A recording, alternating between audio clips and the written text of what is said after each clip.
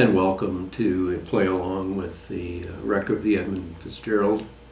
I had a request for this song from a friend of mine, JK, and he is a beginner, senior beginner, and he's just learning the transitions between chords. And this has 5 chords that are not too difficult. If you're not familiar with the Edmond Fitzgerald, it's a true story of a ship in the Great Lakes, operated in the 70s and sank in 1975 in Lake Superior. Lake Superior is actually the largest freshwater lake in the world by surface area, and they can get very harsh climate conditions. So when this went down, it was November, which is basically the start of winter, and they were facing hurricane-like winds and obviously very high waves. And they don't know if the ship broke up on the surface and sank and split into 2 pieces, or if it broke up on the surface and sank in about 500 feet of water.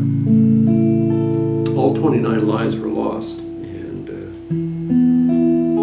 few songwriters could put together the lyrics that Gordon Lightfoot could. So that's why this song remains really a classic.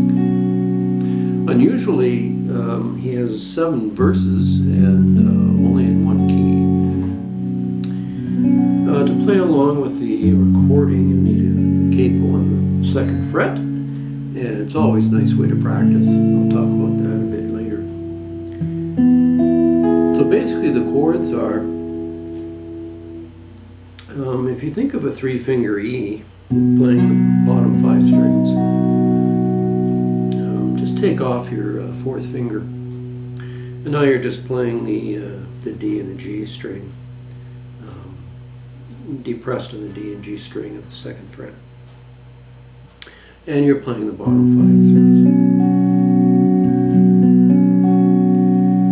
The 2nd chord is an E minor, so you just move those same 2 fingers up using your index finger and your middle finger, and you're playing all 6 strings.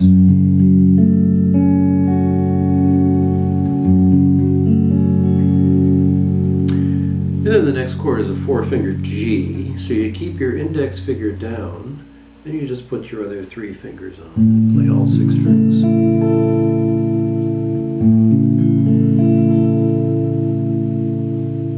And then you're going to a D chord, so again you just leave your 4th finger down and you put your index finger and 2nd finger on the appropriate strings, and it's the bottom 4 strings. And then it's back to the 2-finger A.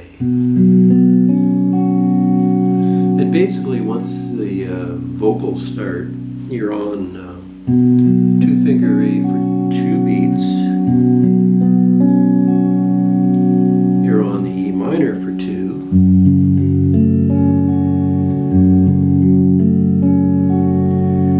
And then you're on the G for 1.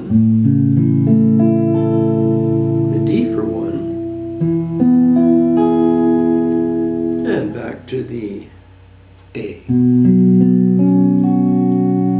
When he comes back to the A, sometimes he'll stay here longer. But you know when he starts the vocals, there's only 2 beats after that. And then again 2 in the E minor, 1 in the G, 1 in the D, back to E minor. Now when he finishes each verse, he'll come down to this chord playing the bottom 4 strings. And basically it's your 4th finger on the 5th fret of the D string, and then your 2nd finger on the 4th fret of the G string, and then your index finger on the 2nd string from the bottom, and that's played on the 3rd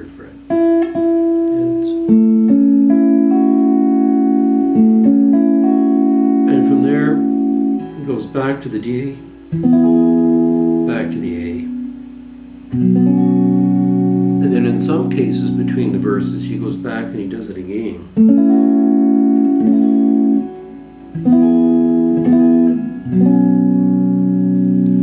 And then he continues on to the next verse. So the strumming, you can strum any way you want. You can just do a simple, as I was doing before, just go through it. Or you can add a bit of a beat to it for around the campfire.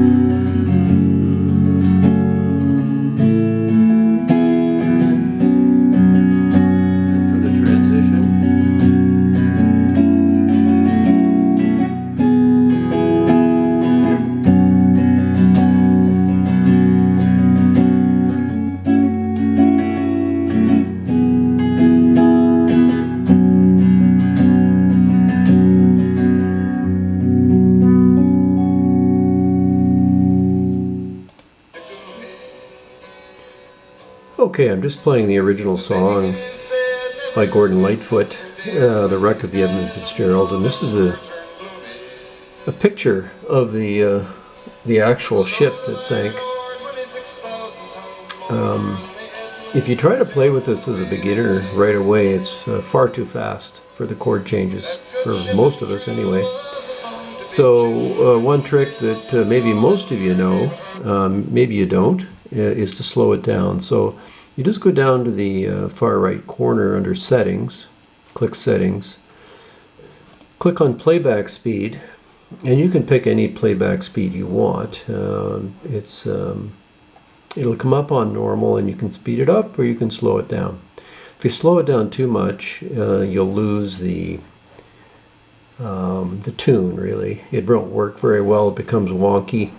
I find 0.75 is actually too slow for this. So if I try to play it at 0.725,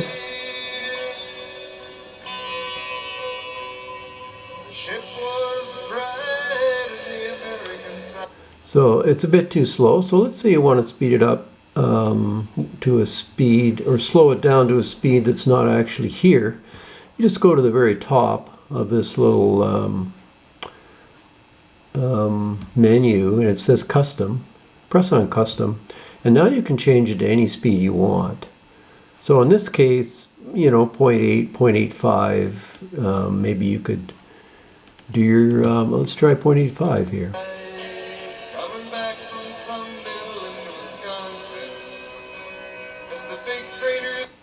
Anyway, you get the idea of changing the speed, and then you try playing with it, and I find it's a good way to practice.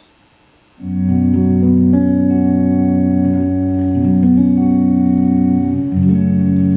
well, that's all I have for you. If you're a beginner, I hope you enjoy the song, and I hope you get to the lyrics, because the